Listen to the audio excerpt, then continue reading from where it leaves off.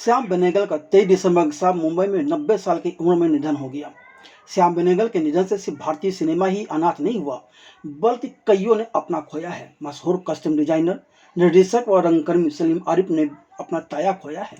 मूलतः लखनऊ निवासी सलीम आरिफ एनएसडी की ट्रेनिंग लेने के बाद जब मुंबई पहुंचे, वह सीधे फिल्मकार श्याम बेनेगल से मिलने उनके ऑफिस पहुंच गए। उन दिनों श्याम बेनेगल दूरदर्शन के एक 53 एपिसोड का सीरियल भारत एक खोज पर काम कर रहे थे। नई उम्र के युवक सलीम आरिफ से श्याम बेनेगल ने 2-3 मिनट बात की और फिर उन्हें अपने इस भारी भरकम सीरियल के कस्टम विभाग का मुखिया बना दिया। लगभग 3 साल तक श्याम बेनेगल के साथ बतौर मुख्य कस्टम डिजाइनर काम करते हुए सलीम आरिफ ने बहुत कुछ सीखा। सिनेमा को लेकर उनकी अपनी एक समझ विकसित हुई। उसके बाद श्याम बेनेगल की ही वजह से सलीम आरिफ ने फिल्म सरदार पटेल के लिए भी कस्टम डिजाइनिंग की। फिर वह गुलजार सहित कईयों के साथ काम करते रहे, रंगमंच पर व्यस्त रहे, मगर श्याम बेनेगल के साथ सलीम आरिफ का संबंध निरंतर बना रहा, जिन्हें वह अपना ताया मानते थे। फिल्मी संगम चैनल पर श्याम बेनेगल को अपनी भावभीनी श्रद्धांजलि देते हुए सलीम आरिफ ने कई संस्मरण साझा किए। सलीम जी, फिल्मी संगम चैनल पर आपका स्वागत है। क्यों? सलीम जी, आपका श्याम बेनेगल जी के साथ बहुत लंबा संबंध रहा है, लेकिन पहली मुलाकात आपकी कैसे और क्यों हुई थी? किस वजह से आप मिलने गए थे उनसे? जब वो मैं उस वक्त बम्बई था, मैं जब नया नया आया था बम्बई, तो नीतीश रॉय जो आर्ट डायरेक्टर हैं, आजकल कलकत्ता में रह रहे हैं, वो मुझे लेकर गए थे श्याम बेनेगल से मिलाने। और उन्होंने मुझसे कहा था कि श्याम बेनेगल एक सीरीज बना रहे हैं, भारत एक खोज, डिस्कवरी ऑफ इंडिया किताब पर, और वो हिस्ट्री ऑफ इंडिया होगी मोस्टली। तो अगर आप इंटरेस्टेड होंगे कॉस्ट्यूमिंग में तो चलिए मैं आपको मिला देता हूँ। और मैं श्याम बेनेगल साहब से मिलने गया नीतीश दा के साथ। तो श्याम बेनेगल साहब ने मिले मुझे बहुत ढंग से, जैसे वो सबसे मिलते थे। नाम पूछा, कहाँ से हैं, नेशनल स्कूल ऑफ ड्रामा पता चला। फिर उन्होंने कहा अच्छा आपने कॉस्ट्यूमिंग की है? मैंने कहा हाँ, नाटकों में की है। तो उन्होंने एक मुझे गहरी निगाह से देखा और सर हिलाए और कहा ठीक है, you are welcome, you are doing my costumes. तो वो एक 2 मिनट में उन्होंने मेरी जिंदगी का सबसे बड़ा असाइनमेंट मुझे दिया। और मेरे लिए थोड़ा सा ताज्जुब की वजह ये थी कि मुझे लगा इतना बड़ा प्रोजेक्ट इस आदमी ने मुझे बिना बहुत ज्यादा टेस्ट लिए, ऑडिशन लिए, कुछ भी किए। उनका अच्छा रेफरेंसेस की बात की है कि फिर उनका रिसर्च करेंगे, और उन्होंने मुझे असाइनमेंट देने के बाद फिर सारी बातें, पहले का आप कर रहे हैं, उसके बाद फिर उन्होंने मेरे साथ बैठ के बात की। और आप विश्वास कीजिए 3 साल मेरी जिंदगी के उस प्रोजेक्ट में गए, और उसमें से 1 साल तो हमने सिर्फ रिसर्च की थी। यानी मैं और नीतीश रॉय गए थे दिल्ली। मुझे श्याम बेनेगल ने हम दोनों को दिल्ली भेजा कि आप जाइए आर्कियोलॉजिकल सर्वे ऑफ इंडिया में, जाके वहाँ के जो डायरेक्टर हैं उनके साथ, जो स्कॉलर्स हैं दिल्ली में, उनके साथ बात कीजिए, उनसे समझिए हर पीरियड की यूनिक चीज क्या है, ऐसे कौन सी बात है जो एक पीरियड को दूसरे से अलग करती है। और नीतीश दा का काम था सेट्स के बारे में जानकारी लेना, मेरा काम था कपड़ों के बारे में, रंगों के बारे में, कौन से अर्थिन कलर्स होते थे, क्या टेक्नोलॉजी थी, किस तरह प्रिंटिंग होती थी कपड़ों की, रंगाई कैसे होती थी, कौन से कलर्स फूल से तैयार होते थे, कौन से कलर मिट्टी से बनते थे, कौन से कलर आपके हर्ब से बनते थे, हल्दी से, हमसे।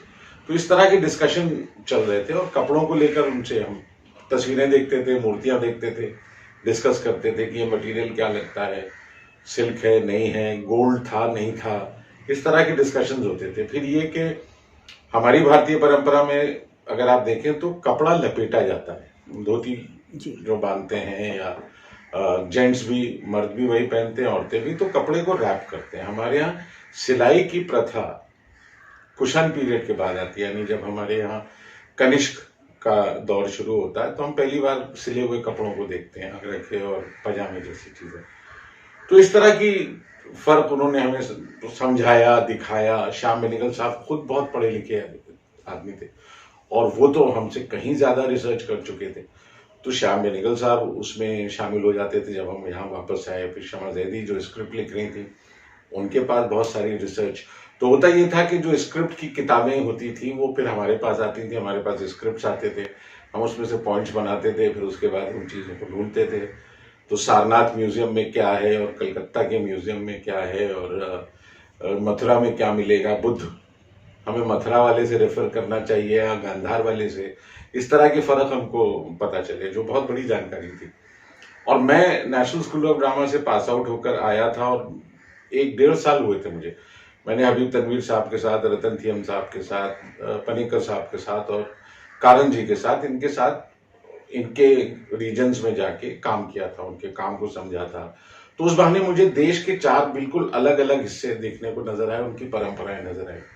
तो परंपरा भी मेरे बहुत काम आई, क्योंकि छोटा नागपुर की जैसे ज्वेलरी है वो भारतीय खोज में हमने बहुत इस्तेमाल की। वो ट्राइबल ज्वेलरी है, वो बनती है वाइट मेटल से और उसकी टेक्नोलॉजी बड़ी प्रिमिटिव है, यानी सांचे में ढल के बनती हैं वो चीजें। और आज की उसमें कार्विंग है। तो गुप्त काल की जो जेवर हैं वो अलग तरह से बने हैं, मौर्य काल के जेवर अलग तरह से बने। कब आयरन था, कब आयरन डिस्कवर हुआ, कब गोल्ड मिला, कब सिल्वर मिला, तो ये चीजें हमको, कौन से इत्र आए, कौन से फूल आए, कौन से फल आए, सेब कहाँ से आया और अमरूद कहाँ से आया, ये सारी बातें भी पता चलती थी। तो ये सारी जानकारी मिलाकर बहुत बड़ा जखीरा बना। और श्याम बेनेगल साहब की तारीफ इसलिए करता हूं मैं कि मुझे लगता है उनको अपने ऊपर मुझसे ज्यादा भरोसा था कि वो मुझसे काम ले लेंगे। तो उन्होंने मेरे जैसे, मैं सबसे कम उम्र का उस वक्त हेड ऑफ द डिपार्टमेंट था, कॉस्ट्यूम का इंचार्ज, और मेरे साथ 22 लोग काम करते थे। और वो 3 साल का जो हमारा प्रोजेक्ट है, पूरा फिल्म सिटी में 2 कमरे थे मेरे पास जहाँ कारीगर बैठे रहते थे। तो जूते से लेके जेवर और ढाल और तलवार, ये सब हम वहीं पे असेंबल करते थे। और तकरीबन हफ्ते में समझिए 70 से 80 कॉस्ट्यूम हर हफ्ते हमको नई बनानी पड़ती थी। और वो हम लोग फीड कर रहे होते थे, यानी शेड्यूल के हिसाब से कि अभी मौर्य काल खत्म हो रहा है तो अब ये आएगा तो इसकी पगड़ियां, और वो हम 2 हफ्ते पहले से बनाना शुरू करते थे। तो एक प्लानिंग का बहुत बड़ा काम था जो श्याम बेनेगल साहब के साथ रहते हुए मैंने सीखा, और वो प्लानिंग मेरे जीवन में बहुत काम आई। अब श्याम बेनेगल साहब की बड़ी बात ये थी कि वो सुबह 10 साढ़े 10 बजे दफ्तर आ जाते थे और घर उनका पीछे ही था। तो वो तारदेव के ऑफिस में 10:30 बजे श्याम बाबू पहुंच जाते थे। 10:30 से लेकर हम लोग करीब 1 बजे तक बैठ के जो भी डिस्कशन होता था, स्क्रिप्ट डिस्कस होते थे, ट्रीटमेंट डिस्कस होता था, रेफरेंसेस पे बात होती थी, वो सब करते थे। फिर वो लंच के लिए चले जाते थे। फिर हम लोग 2 बजे दोबारा मिलते थे और 2 से लेकर करीब 4:30-5 बजे तक हमारा वक्त जाता था। और उस दौरान एक्टर कौन होगा और ये क्या होगा, वो भी डिस्कशन चल रहा होता। तो सब कुछ मिलजुल के पूरी टीम ऑलमोस्ट वहां होती थी। और श्याम बेनेगल साहब हम सबको बारी बारी बुलाते थे। कास्टिंग वाले को बुलाया कि भाई कौन कर रहा है, फिर मुझे बुलाया, ये करने वाले हैं, अमरीश से मिल लो, नसीर करेंगे, ये ओम ये करने वाले हैं। तो उस तरह से फिर एक हमारे पास एक पूरा गाइडलाइन आ जाती थी और उसको लेकर फिर हम करते थे। और मेरे जीवन का आप ये समझिए 18 घंटे रोज मैंने कम से कम भारतीय खोज में मेरे गए हैं। जब शूटिंग हो रही थी तो मैं सुबह 7 साढ़े 7 बजे पहुंचता था, रात के 11 बज जाते थे मुझे जाते जाते, क्योंकि अगले दिन की शूटिंग खत्म होने के बाद मुझे अगले दिन की प्लानिंग करके जाना होता था कि कल सुबह क्या क्या चीजें चाहिए, कितने एक्टर्स आएंगे। तो और किसी भी दिन 25 से 30 एक्टर से कम नहीं होते थे, क्योंकि सीन्स काफी होते थे, क्राउड्स होते थे, क्राउड के लिए अलग से हम तैयारी करते थे। और ये सारी जानकारी जो तैयारी थी मेरी, ये मुझे चाणक्य में बहुत काम आई। तो जब चाणक्य सीरियल बन रहा था तो उसका प्रैक्टिकली शूटिंग प्लान डॉक्टर साहब के साथ बैठ के मैंने इस तरह बनाया था, जिसमें भारतीय खोज का एक्सपीरियंस में बहुत काम आया और चंद्रकांता में भी बड़ा काम आया। और गालिब मुझे गुलजार साहब ने बुलाया जब उनको पता चला कि मैं श्याम बेनेगल साहब के लिए भारतीय खोज जैसा प्रोजेक्ट कर रहा हूँ। तो उन्होंने हमको और नीतीश रॉय को बुला कर कहा कि आप मेरे लिए भी, मैं गालिब पे सीरियल बना रहा हूँ, आप कीजिए। और गालिब फिर मेरे लिए लैंडमार्क। तो कुछ ऐसा इत्तेफाक हुआ कि शुरू के 4 साल जो थे मेरे, वो श्याम बेनेगल साहब, गुलजार साहब, डॉक्टर साहब, इन सब के साथ बम्बई में गुजरे। और इनके साथ ही वो प्रोजेक्ट हो पाए जो आज भी रेफरेंस के तौर पर लोग देखते हैं, जिसकी आज एक पहचान है। मेरी पहचान भी उससे कहीं ना कहीं बहुत गहराई से जुड़ी है।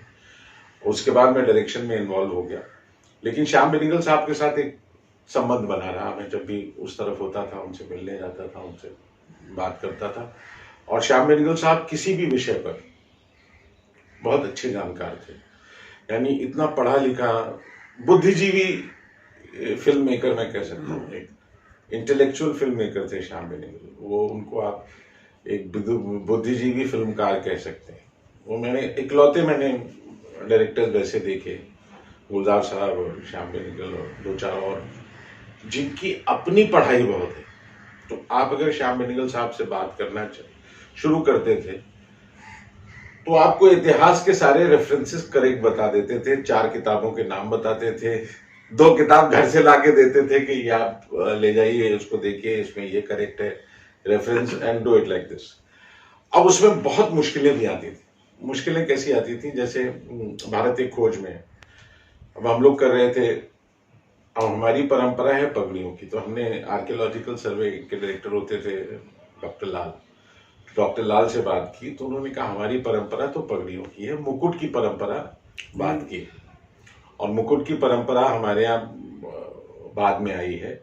टियारास जैसे कुछ आपको अजंता में रेफरेंसेस नजर आते हैं, जहाँ रफ कट स्टोन्स को थोड़ा सा उन्होंने बालों में एक बांधा हुआ है सर के ऊपर, कभी कपड़े के साथ कभी बिना कपड़े। तो वो एक बहुत बड़ी गाइडलाइन थी। मगर हमारे दर्शक जो थे, जिनकी आदत कैलेंडर वाले भगवान देखने की हो चुकी थी, उनको हम कैसे करेंगे? तो वहां श्याम बेनेगल साहब की मैं हिम्मत की दाद देता हूँ कि उन्होंने हम सबको बहुत ढाढ़स दी, हमको ये भरोसा दिया कि नहीं, आप वो कीजिए जो आपको आर्कियोलॉजिकल सर्वे ऑफ इंडिया के डायरेक्टर ने बोला, मुकुट बाद में आएगा, आप पगड़ियां ही इस्तेमाल कीजिए। और गुप्त काल में उन्होंने 2 बड़ी कमाल की बातें कही। उन्होंने ये कहा कि रामायण और महाभारत ये गुप्त काल में इस रूप में लिखे गए जिस रूप में हम उन्हें पिक्चराइज कर रहे हैं, यानी वाल्मीकि और वेद व्यास।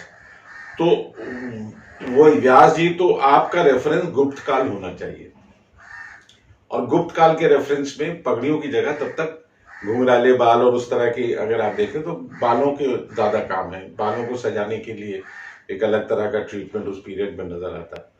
तो हमने ज्यादातर वो कोशिश की। फिर समस्या आई कि वलकल का क्या करें। हाँ, वलकल में ये होता था कि है तो वो पेड़ की छाल, बिल्कुल सही। अब पेड़ की छाल आप पहनाएंगे तो ट्रांसपेरेंट है, और हमारी लिमिटेशन ये कि अपर बॉडी उस वक्त सबकी बेयर है, अगर आप देखें मूर्तियों में भी और उसमें, लेकिन आप टेलीविजन पे नहीं कर सकते हैं। वो स्वाभाविक हमारे सामाजिक कारण है, हमारी अपनी परंपराएं हैं, तो अटपटा होता है। तो हमको ऊपर कवर करना ही था, लेकिन हमने फिर उसको अपने हिसाब से उसका तरीके निकाले कि इसको बांधने के अंदाज में किया जाए, ऐसा लगे जैसे बांधा हुआ है, स्टिच्ड ब्लाउज नहीं है। पगड़ियों को भी हमने ऐसी कोशिश की कि बांधी जाए, लेकिन कंटिन्यूटी में पगड़ी उतारी फिर पहनी तो हर बार बांधने में फर्क हो सकता है।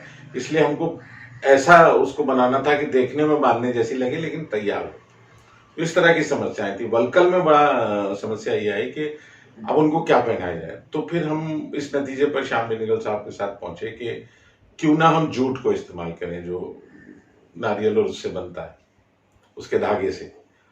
तो हमने, अगर आप देखें तो भारत एक खोज में उनको, जब वो वनवास के लिए जा रहे हैं, तो हमने उनको वलकल की जगह जूट के कपड़े पहनाए थे तीनों को, और उस पर थोड़ी सी चर्चा भी हुई थी कि ऐसा क्यों क्या। लेकिन अच्छी बात यह है कि लोगों ने उसको मान लिया था, और उसमें मानने की बहुत बड़ी वजह ये थी कि हमारे साथ आर्कियोलॉजिकल सर्वे ऑफ इंडिया के डॉक्टर लाल जैसे लोग खड़े थे, डॉक्टर चंपक लक्ष्मी जैसे स्कॉलर थे, और श्याम बेनेगल खुद, जिनकी बहुत बड़ी मान्यता थी और है भी आज हमारे जनमानस में कि जो भी ये करेंगे बड़ी जिम्मेदारी से करेंगे। तो उस तरह की बात है। फिर बाद में इस तरह से तकरीबन हर एपिसोड में कुछ ना कुछ समस्या आती थी, और श्याम बेनेगल मुझसे पूछते थे क्या करोगे, और मेरे लिए चैलेंज हो जाता था कि इसका कैसे करेंगे। जैसे यमराज, नाचिकेत और यमराज की वार्ता हमको एक एपिसोड में करनी थी। तो यमराज की जो मान्यता है कि वो, उनकी सवारी भैंस है और उस पर वो बैठ कर आएंगे, अंजन श्रीवास्तव उसको कर रहे थे। तो वो सोच के ही हमको थोड़ा अटपटा लग रहा था कि स्क्रीन पर मान्यता होना एक चीज है कि इनकी सवारी चूहा है, इनकी सवारी कुछ और मान्यता है हमारी, शिव जी के उसमें सर्प होगा, तो सर्प का रिप्रेजेंटेशन हम उसको, जब शेवाइट दिखाना था एक राजा को, तो हमने उसका ऑर्नामेंटेशन, उसका जेवर वैसा बनाया था कि वो सजेशन रहे। तो इस तरह की चीजें, तो अब इसमें आगे फंसे हम लोग जब इसकी बात आई कि इसमें क्या नतीजा निकाला जाए। तो फिर मुझे एक दिन लगा सोचने में, फिर मैंने श्याम बेनेगल साहब से कहा, राजदंड जैसा अगर मैं उनके हाथ में भैंस के सींग जैसा एक राजदंड दे दूं यमराज के, और वो उसको खड़े होके वार्ता में रहे। तो वो थिएटर की ट्रेनिंग से आई थी वो सोल्यूशन। तो शाह बेनेगल साहब को बात पसंद आई, उन्होंने कहा नहीं बहुत अच्छा करो। ऐसे ही जब मैंने उनसे कहा मौर्य काल में मैं सोचता हूँ कि ज्यादातर सफेद रंग इस्तेमाल करूं, सिर्फ लड़कियों को मैं थोड़ा बहुत कलर दूं, क्योंकि गुप्त काल में सारे रंग आ जाएंगे। तो शाह बेनेगल साहब उसके लिए भी मान गए। तो इस तरह का जो उनसे हमें हौसला और बल मिला, वो डिसीजन मेकिंग मेरे लिए बाद में बहुत काम आई। और उस डिसीजन मेकिंग में जाहिर है उनका चूंकि सपोर्ट था, तो मुझे लगता था कि गलत तो नहीं है। बिकॉज इतना मंझा हुआ कलाकार, इतना मंझा हुआ व्यक्ति आपसे कह रहा है कि हाँ ये मुझे ठीक लग रहा है, कर लो। तो वो उस तरह से वो पूरा प्रोजेक्ट हुआ। और आप विश्वास कीजिए हर हफ्ते में 70-80 कैरेक्टर आते थे, पूरा एपिसोड बदल जाता था, फिर अगला एपिसोड शुरू होता था। तो इस लिहाज से ये हो रहा था कि हम लोगों को सोचने के लिए और करने के लिए बहुत कम समय मिलता था।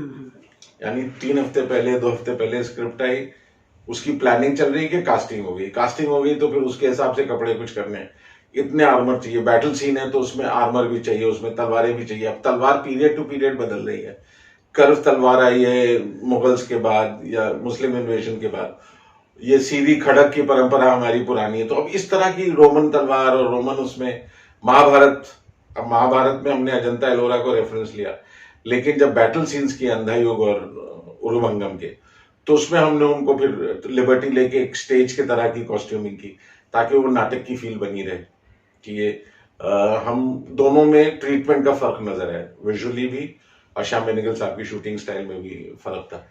या जब हमको भीष्म पितामह को दिखाना था तीरों की शैया पर लेटे हुए, तो हमारी वो शैया सीधे बेड जैसी नहीं थी, वो तीर हमने इस तरह लगाए थे कि उसके तीर आड़े टेढ़े तीर, क्योंकि सब तरफ से तीर आके लगे तो सीधे तो नहीं जाएंगे। तो उस लॉजिक को इस्तेमाल करते हुए उनकी पूरी शैया ऐसी बनी थी कि वो ऑलमोस्ट ऐसे कर्व के एंगल में लेटे हुए, अगर आप देखिए एपिसोड में। तो इस तरह की कुछ नई चीजें, कुछ एक्साइटिंग, कुछ नया करने का, कुछ सोच को एक नई दिशा मिली उससे, और वो बाद में बहुत काम आई। आपने 3 साल उनके साथ काम किया जी। भारत एक खोज के लिए, या डिस्कवरी ऑफ इंडिया जिसको कहें। उन्होंने आपके ऊपर क्यों यकीन किया था, क्यों विश्वास किया था, ये बात कहाँ समझ में आई आपको? मुझे लगता है उनको, देखिए बड़े आदमी की तारीफ इस बात में होती है कि उसके पास ईश्वर ने एक निगाह दी, उसको एक निगाह दी है चीजों को परखने की, समझने की और जज करने की। और वो निगाह ही, शाह बेनेगल साहब कास्टिंग भी वैसे करते थे। मेरे सामने ऐसा हुआ, उन्होंने एक्टर को देखा, ओके फाइन, केमो या रवि, इनको ये रोल, या राज टॉक टू, तो वो इस तरह से कास्ट भी करते थे। वो परफॉर्मेंस देख के, ऑडिशन देख के कभी कास्टिंग नहीं की शाह बेनेगल साहब। आपको एक निगाह देखा, परखा, उनको समझ में आया कि कैरेक्टर से इसकी कौन सी बात मेल खा रही है, उसको वो अपनी तरह से इस्तेमाल करते थे। इसलिए आप उनकी फिल्मों में भी देखिए तो वो बहुत से ऐसे एक्टर हैं जो आपको लगता है ये तो हमारे आसपास से उठा के खड़े कर दिए, वो बाद में बड़े नाम हो गए। हाँ। लेकिन आप अंकुर देखिए, साधु मेहर जैसे अभिनेता है उसमें, नसीर भाई हैं बाद में। नसीर भाई शुरू में तो बिल्कुल आसपास वाले, और बल्कि नसीर भाई कहते भी उनको इस बात से बड़ा, जब उन्होंने अंकुर देखी तो इस बात से बड़ा हौसला मिला था कि मेरे जैसे लोगों के लिए भी फिल्म में जगह है। तो वो ये थे। तो शाह बेनेगल साहब की मुझे लगता है उनको 2 बातें समझ में आई। एक तो ये कि मैं ट्रेनिंग करके आया था जी। दूसरा मुझे लगता है उनको अपने ऊपर बहुत भरोसा था कि अगर ये आदमी काम करना चाहता है और ये लड़का यंग है, ये पूरा टाइम लगाएगा, तो ये अगर पूरा टाइम लगा के काम करेगा तो मैं इससे काम निकाल लूंगा। तो मुझे ऐसा लगता है कि उन्होंने कहीं ना कहीं ये 2 बातें देखी होंगी कि विलिंग है, काम करने के लिए तैयार है, मेहनत करने को तैयार है, और इसकी प्रायोरिटी काम है। क्योंकि उस वक्त मैं और कुछ कर नहीं रहा था, मेरे पास और कोई असाइनमेंट नहीं था, मेरे पास 4 फिल्में नहीं थी, मैं तो नया नहीं आया था, और वो मेरा उस वक्त खाली होना उनके बड़ा काम आया। और उन्होंने शायद लिया भी इसीलिए कि आदमी फुल टाइम मेरे साथ काम करे। बाद में मेरे साथ उसमें 2 लोग और जुड़े। रिसर्च जब सीरियल शुरू हुआ शूटिंग, तब फरीदा जी आ गई, फरीदा सिद्दीकी साहिबा और भावना मुखर्जी, ये 2 लोग हमारे साथ उस स्टेज में आके ज्वाइन हुए। उससे पहले मैं अकेला रिसर्च, डिजाइनिंग, लुक्स, ये सब अपने हिसाब से कर रहा था। स्केचेस भी कभी कभी श्याम बाबू को करके दिखाता था कि ऐसा हो। कुछ ट्रायल मैंने कॉस्ट्यूम्स के करके दिखाए, तो उससे भी उनको थोड़ा भरोसा हुआ। फिर उन्होंने चूंकि श्याम बेनेगल साहब खुद मेकअप और इसके उनमें एक सेंस था, तो वो देख रहे, थोड़ा बहुत करेक्शन करके शूट कर लेते थे। और उनको कुछ चीजें बहुत इंटरेस्टिंग भी लगती थी कि हाँ ये अच्छा है, जो अच्छा है, हाँ this looks nice, this is fine. तो वो एक, मेरा ख्याल है 3 एपिसोड 4 एपिसोड की शूटिंग के बाद उनमें कहीं ये भरोसा आया कि ये कमजोर कड़ी होने के बावजूद, सबसे नया होने के बावजूद डिलीवर किया। और जब शो खत्म हुआ, मुझे आज भी याद है, जब हम सबकी लास्ट एक पार्टी जैसी उन्होंने रखी सीरियल की शूटिंग खत्म होने के बाद, तो हम सबको उन्होंने मेडल दिए थे। अच्छा, silver medal as a memorial of, कि हमारी मेमोरी थी भारत एक खोज की। तो वो देते हुए कहा था कि finally it's a job well done. तो वो मुझे बात उनकी याद है। फिर उन्होंने ही जिद करके मुझे सरदार पटेल फिल्म में कहा कि आप कॉस्ट्यूम कीजिए, केतन मेहता जिसको डायरेक्ट कर रहे थे, और श्याम बेनेगल साहब उसके क्रिएटिव डायरेक्टर थे। Creative director in the sense he was overseeing the project. उनको जो प्रोड्यूसर्स थे, एक पूरा ट्रस्ट था, इसके एच.एम. पटेल साहब उसमें उसके इंचार्ज थे, कुरियन साहब भी कुछ हद तक इन्वॉल्व थे। तो ये लोग ये चाह रहे थे कि श्याम बेनेगल अपनी देख रेख में ये बनवाए। तो मैं और समीर चंदा उसमें, समीर चंदा आर्ट डायरेक्टर थे, मैंने कॉस्ट्यूम्स की थी, और सरदार पटेल फिल्म जिसमें परेश रावल साहब हैं। तो वो प्रोजेक्ट करने के बाद फिर मैंने श्याम बेनेगल से कहा मैं कॉस्ट्यूमिंग बहुत कर ली, मैं बोर सा हो गया हूँ। तो उनका अच्छा, so but you are welcome to come and work with me. मगर उनके साथ काम करने का मौका दोबारा नहीं बन पाया, क्योंकि पिया आ चुकी थी तब तक, उनकी बेटी, वो कॉस्ट्यूम्स कर रही थी। हालांकि श्याम बेनेगल साहब ने मुझे कहा था कि तुम ये मैं गांधी पे कर रहा हूँ फिल्म, साउथ अफ्रीका की मेकिंग ऑफ महात्मा, इसमें आ जाओ। पर उस वक्त मैं ऑलरेडी एसोसिएट डायरेक्टर था मनमोहन सिंह साहब की फिल्म का, तो मैं उसमें बिजी था। मैंने कहा मेरा ऑलरेडी प्री कमिटमेंट है। But he was, Shyam Benegal साहब की दूसरी बड़ी बात ये थी कि अपने यूनिट वाले को कभी अपने से अलग नहीं करते थे। यानी कोई भी प्रोजेक्ट करेंगे तो पहला फोन आपको आएगा। अच्छा, कि मैं ये कर रहा हूँ, हाउ आर यू प्लेस, तुम आ जाओ। बल्कि मुझे याद है एनसीपीए में कुछ सालों बाद जब हम लोग मिले, तो वो भी लाइन में थे, मैं भी एक नाटक देखने जा रहे थे हम लोग। तब श्याम बेनेगल ने कहा यार एक प्रोजेक्ट तो मेरे साथ और करो। लेकिन वो बस याद सी रही। फिर वो हमारे नाटक देखने आते थे बड़े शौक से, और बाकायदा फोन करते थे नाटक के बाद। और मैं नहीं भी हूं तो लोगों से मेरे बारे में पता रखते थे क्या कर रहा है, क्योंकि एक रिश्ता तो बना था। और वो इस बात को कभी नहीं भूले कि मैंने उनके साथ शुरुआत की, बल्कि उन्होंने मुझे एक लेटर ऑफ रिकमेंडेशन एक बना के दिया था। अच्छा, जो मेरे लिए यादगार है, जिसमें उन्होंने लिखा है one of the best production designers I have met in my life. So वो एक बड़ा सर्टिफिकेट है श्याम बेनेगल साहब का मेरे लिए। मैं दिल्ली जाना चाह रहा था तो वो हंसने लगे थे। तुम क्यों जा रहे हो? मैं कहा मुझे वहां पे नेशनल स्कूल ऑफ ड्रामा में, तो इसे अब आ गए हो तो यही रहो। सो ही एंड गुलजार साहब वर रिस्पॉन्सिबल कि मैं यहाँ कंटिन्यू कर पाया। मगर श्याम बेनेगल साहब की वो बातें मुझे याद है। और बड़ी बात ये थी कि भारत एक खोज शुरू होने वाला था, फिर उसमें गैप आ गया, 6 महीने 7 महीने का गैप आया, क्योंकि जो स्पॉन्सर्स थे वो प्लेस में नहीं थे। और वो बनाना तो दूरदर्शन के लिए था, लेकिन दूरदर्शन के लिए भी श्याम बेनेगल साहब फाइनली, वरना पहले वो इंडिपेंडेंट प्रोडक्शन होने वाला था, लेकिन जब ये हुआ कि अब स्पॉन्सरशिप में इशू आ रहा है, तो देन दूरदर्शन अग्री टू कि आप बना रहे। बिकॉज ये बहुत कम लोगों को पता है कि श्याम बेनेगल साहब को वो प्रोजेक्ट ऑफर हुआ था करने के लिए। श्याम बेनेगल साहब बनाना चाहते थे दूरदर्शन के लिए यात्रा के बाद महाभारत। अच्छा, लेकिन महाभारत बी आर चोपड़ा साहब को ऑलरेडी अलोकेट हो गया था, वो बनाने वाले थे। तो उनको सजेस्ट किया कि ये एक किताब है गार्डियन साहब ने, कि आप इस पर क्यों नहीं बनाते हैं, मैं चाहता हूं इस पर कोई सीरीज बनाए, भारत नेहरू की किताब डिस्कवरी ऑफ इंडिया पे। तो और इंग्लैंड के क्रिटिक थे फिल्म के बहुत बड़े, वो भी आए हुए थे। तो उनके साथ श्याम बेनेगल साहब को उन्होंने भी कहा कि why are you not making this. तो श्याम बेनेगल साहब तब उसके लिए राजी हुए, और फिर उसकी रिसर्च और स्क्रिप्टिंग शुरू हुई। सुनील शानबाग, शमा जैदी साहिबा, सुनील शानबाग, इन सब ने स्क्रिप्ट शुरू में किए, फिर हम लोग शामिल हुए। तो वो ऑलरेडी प्रोसेस में था वो, और उसको शक्ल लेते हुए 1-1.25 साल लग गए थे। यानी 1 साल तक हम लोग उसमें इन्वॉल्व थे। उसके बाद शूटिंग शुरू हुई और फिर वो 18 महीने के अंदर 54 एपिसोड, क्योंकि बारिश थी बीच में, तो पहले इंडोर करो फिर आउटडोर करो, उस तरह से। बल्कि बड़ी बात यह कि श्याम बेनेगल साहब का टाइम मैनेजमेंट कमाल था। अच्छा। यानी समय को कैसे प्लान करना है। And outdoor he was an absolute delight. मतलब मैंने आउटडोर में इतना कंफर्टेबल डायरेक्टर नहीं देखा लोकेशन पे, कि आउटडोर गए और इतनी जल्दी वो सीन्स करते थे और इतने मजे से कंपोज करते थे सीन्स को। मिजान सीन जिसको हम बोलते हैं, वो बड़े अच्छे से करते थे आउटडोर में। वो सीखने वाली चीज उनसे, वो सीखी मैंने थोड़ी बहुत। क्रिएटिव क्षेत्र में हमेशा दो लोगों के बीच मतभेद होने संभव है जी। और जब आप जुड़े उसके पहले रिसर्च वर्क उनका कुछ हो चुका था, स्क्रिप्टिंग का काम कुछ हो चुका था। तो जब आप लोगों ने रिसर्च किया, आप आगे बढ़े, तो क्या कभी ऐसा हुआ कि मतभेद हुए, फिर उस वक्त कैसे रास्ता निकला बीच का? देखिए, मतभेद बहुत कम होते थे। बहुत कम इसलिए होते थे कि हमारे पास एक गाइडलाइन थी।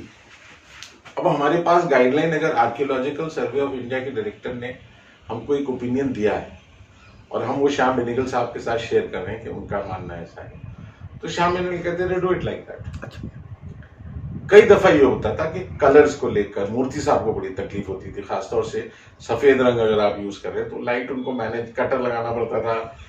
अब वो एक्टर है बिल्कुल डार्क कलर का, कपड़े उसको सफेद पहनाए हुए, तो उनका कंट्रास्ट को मैनेज करने में, तो मूर्ति साहब मुझे बार बार वीके मूर्ति, गुरुदत्त साहब के कैमरा में वो। अब एक और बड़ी खूबसूरत याद है मेरी कि जब प्रोजेक्ट शुरू करने से पहले श्याम बेनेगल साहब ने एक दिन मुझको, नीतीश रॉय को और वीके मूर्ति साहब को अपने घर खाने पर बुलाया। अच्छा। और हम सबको लंच के साथ ये कहा क्या हो, I want you to see something. तो उस वक्त तक इंडिया में कहीं नहीं देखी थी किसी ने। रान फिल्म हमको दिखाई कुरोसावा की। अच्छा। कि देखिए पीरियड इसमें कैसे ट्रीट किया है। एक और ये थी the last emperor. Shyam Benegal साहब के पास VHS इसके आ गए थे, तो वो हमसे शेयर करना चाह रहे थे कि देखो ये बड़े पर्दे पर तुम कब देखोगे हमें पता नहीं, लेकिन ये आ गया तो देखो मैं ऐसा कुछ ट्रीटमेंट चाहता हूँ, उसको कॉपी करने के लिए नहीं, लेकिन पीरियड को जिस तरह बढ़ता था कि इस एस्थेटिक्स का, इस स्टैंडर्ड का काम चाहिए। वो जो कैलेंडर आर्ट चल रही है रामायण महाभारत में, वो नहीं चाहिए। तो वो दिखाने के लिए, और मेरे लिए तो बड़ी चीज थी, बिकॉज हम थिएटर में देखते थे, हमने इंटरनेशनल फिल्म में देखी थी ट्रीटमेंट। फिर वो उन्होंने मुझे कहा you must go and see Andrei Rublev. अच्छा। एक वो फिल्म देखी हमने, तो वो फिल्में देखकर समझ में आया कि किस रियलिज्म के दायरे में रहते हुए श्याम बेनेगल साहब पीरियड को देख रहे हैं। पीरियड को डेकोरेटिव सेंस में वो नहीं देख रहे हैं, वो देख रहे हैं वो कपड़ा जो पहन के आदमी लेट सके। अब आज सीरियल में आप देखते हैं मेकअप वही है, हेयर स्टाइल वही है, सो के उठ रहा है तो पता नहीं चलता, जग रहा है, रात का टाइम है, दिन का टाइम है।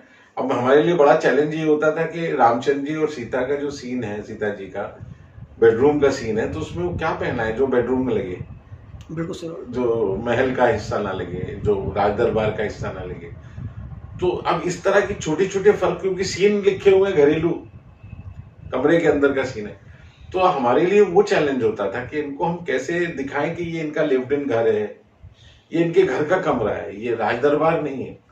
जबकि रामायण महाभारत में हम देखते थे कि मुकुट पहने वो 24 घंटे वैसे ही घूम रहे होते थे।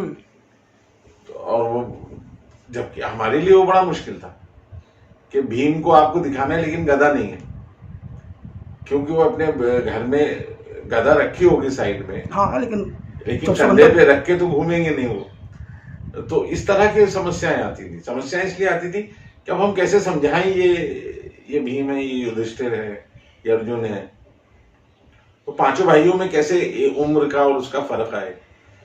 तो वो जो द्यूत वाला सीन है जहाँ जुआ खेलते हैं, उसके अंदर था हमको दोनों में फर्क, कौरव साइड कैसे लगेगी, पांडव कैसी लगेगी, दोनों एक तो नहीं लगेंगे।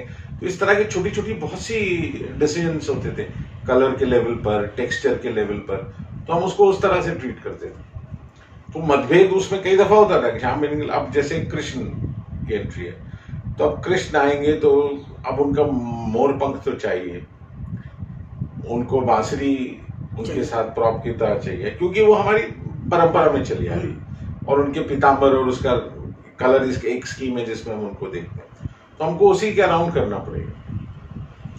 लेकिन अब हमारे पास ये कि हम इसको एक ट्राइबल उसमें सेट कर रहे हैं, हम इसको एक आदिवासी जनजीवन के साथ जोड़कर भी देख रहे हैं, क्योंकि जमीन की लड़ाई है। महाभारत अकेली जमीन की लड़ाई हो तो जिसमें सारी लड़ाई जमीन को लेकर और वो ट्राइबल स्पेस को लेकर है कि हमको ये, तो अब इस तरह के इश्यूज को आप कैसे रिफ्लेक्ट करेंगे, तो वहां पर श्याम बेनेगल साहब की बड़ी मदद होती थी, क्योंकि वो सीन करते हुए वो उसको बड़े खूबसूरती से वीव कर लेते थे, या तो स्क्रिप्ट में या डिजाइन में ले आते थे।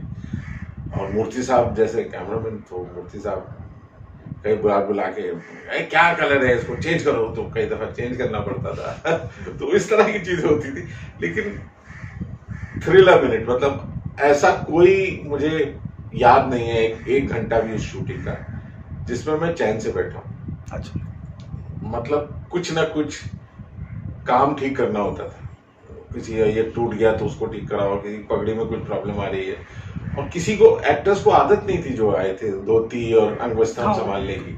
अब उसमें माइक लगाना है तो आपको धोती के अंदर पीछे एक गैजेट प्लेस करने के लिए उसमें सिस्टम बनाना पड़ता है, तो हमारे जितने कमरबंद थे उन सब ने रिसीवर रखने की जगह बनानी पड़ी माइक के लिए, ऑडियो के लिए, और अंगवस्त्रम के अंदर माइक छिपाना पड़ता था, वरना क्योंकि सिंग साउंड में श्याम बाबू शूट कर रहे थे, डबिंग बिल्कुल नहीं थी उसमें, डबिंग होती तो हम बने ही नहीं पाते उसको, और वो फिल्म पर शूट कर रहे थे जो बहुत महंगा मीडियम था, तो वो फिल्म की कॉस्ट और ये कॉस्ट, तो प्रेशर्स बहुत होते थे।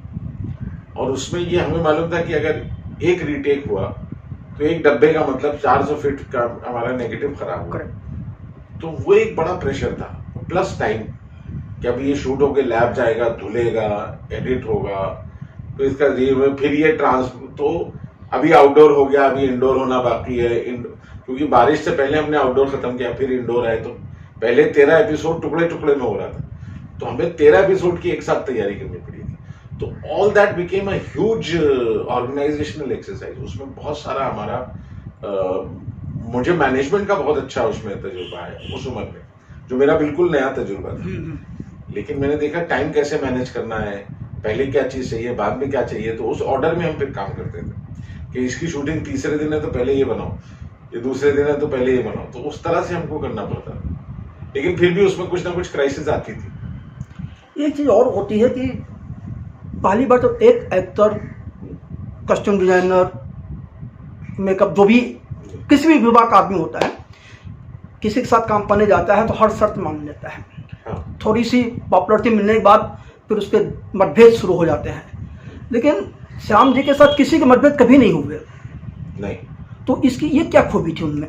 देखिए, श्याम बेनेगल साहब की बड़ी बात ये थी कि वो अगर कंफर्टेबल नहीं होते थे तो उस तरफ जाते ही नहीं थे। अच्छा, यानी आप इससे अंदाजा लगाइए कि उनका एक ग्रुप ऑफ एक्टर्स था, एक रंगमंडल जैसा बन गया था भारत एक खोज, और उस रंगमंडल में नसीरुद्दीन शाह भी आ जाते थे, उसमें शबाना आजमी साहिबा भी आ जाती थी, उसमें अमरीश पुरी जी भी आ जाते थे, उसमें कुलभूषण जी भी आ जाते थे, उनके सारे पुराने एक्टर एक एक दो एपिसोड, 4 एपिसोड करने आए थे, और वो सब बिना किसी शर्त के आए। उसकी बड़ी खूबी यही थी कि वो श्याम बेनेगल साहब की इज्जत थी, श्याम बेनेगल साहब को वो सब मानते थे कि हम जो भी हैं उसमें बहुत बड़ा रोल श्याम बेनेगल साहब। हालांकि श्याम बेनेगल हमेशा कहते थे, जब भी उनसे कहा जाए आपने इतने लोगों को इंट्रोड्यूस किया है, तो उनका कहना ये होता था ये सारे इतने टैलेंटेड लोग हैं कि मैं नहीं करता तो कोई और करता। ये दब के रहने वाला टैलेंट नहीं था, उसको कोई ना कोई पहचानता और उसको मौका देता। मगर सच्ची बात यह है कि जिस वक्त श्याम बेनेगल साहब ने हम सबको मौका दिया, पूरे देश में कोई दूसरा ऐसा फिल्म मेकर नहीं था उस स्तर का जो इतने नए लोगों को इतने खुले दिल से काम करने का मौका दिया। वो बहुत बड़ी बात है। एक इंसान के तौर पर जी, आप श्याम बेनेगल को किस तरह से देखते हैं? भाई मेरे लिए बहुत अक्सर मुझे, अब मैं उदाहरण दे सकता हूँ कि मुझे अक्सर लगता था कि वो जैसे मेरे ताया जैसे, कि अगर मेरे परिवार में वो होते तो मैं उनको ताया के रूप में देखता था, कि यानी मेरे पिताजी से बड़े हैं और काबिल हैं, गार्जियन जैसे थे, क्योंकि वो थे वाकई मेरे गार्जियन जैसे थे। जब मैं भारत एक कोच कर रहा था तो मैं उनकी छत्र छाया में था। वो मेरी हर समस्या का निवारण करने वाला आदमी एक ही था, तो श्याम बेनेगल। मुझे छुट्टी जाना है, मुझे कुछ और काम है, तो श्याम बेनेगल कहते नो यू कांट गो, या why you want to go, मैं कहता था ओके देन डू समथिंग, तो वो मैनेज करते थे।